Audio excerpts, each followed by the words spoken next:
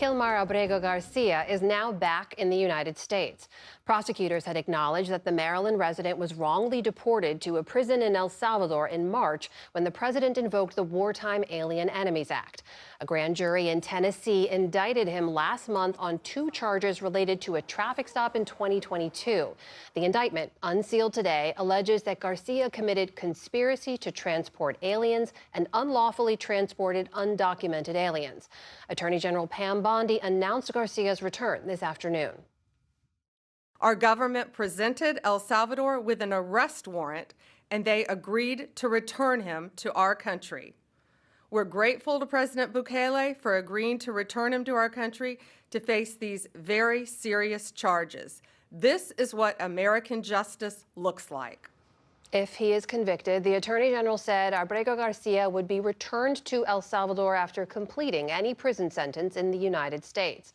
Laura Barón-López is here now with the details. So, Laura, tell us what else the indictment says and what happens next for Kilmar Abrego Garcia. So, for some context, in 2022, when that traffic stop occurred, Abrego Garcia was not charged with any crime, was not charged with human trafficking, even though an officer at the time documented suspecting human trafficking. Now, the indictment today, unsealed today, alleges that Abrego Garcia was transporting, as you said, undocumented immigrants, but that also includes transporting, quote, children on the floorboards of vehicles, according to the indictment. Now he faces charges in Tennessee. Now, there is the expectation that Garcia's wrongful deportation case before a federal judge in Maryland will be dismissed. The federal government is likely to ask for that dismissal, saying that they have now complied with facilitating his return to the United States. So this is a reversal, right, from the White House position. They've been saying for months that he would not be returned to the U.S., that he would stay in that mega prison in El Salvador known as CICOT.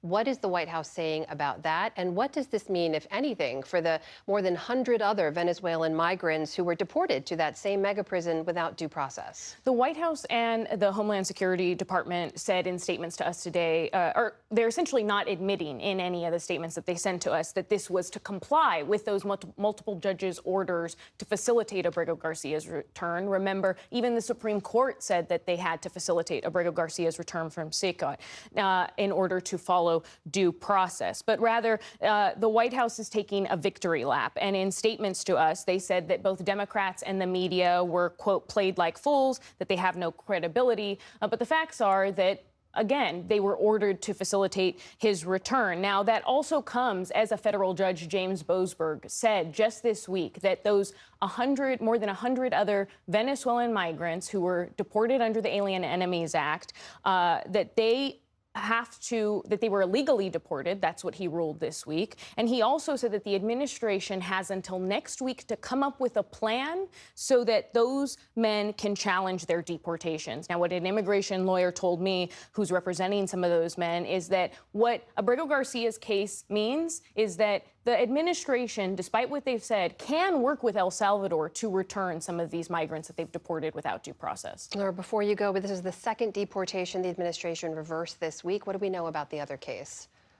So this week, the administration also had to return a Guatemalan man to the United States that they illegally deported to Mexico. So they provided no due process, and a federal judge ordered that they had to return him, giving him due process under the Constitution. He's now being placed in Arizona detention. I should just note, Amna, that just moments ago, the president did address the Abrego Garcia return, essentially blaming judges and saying that he disagreed with their initial rulings. All right, Laura Barón-López with the very latest on this for us. Laura, thank you. Thank you.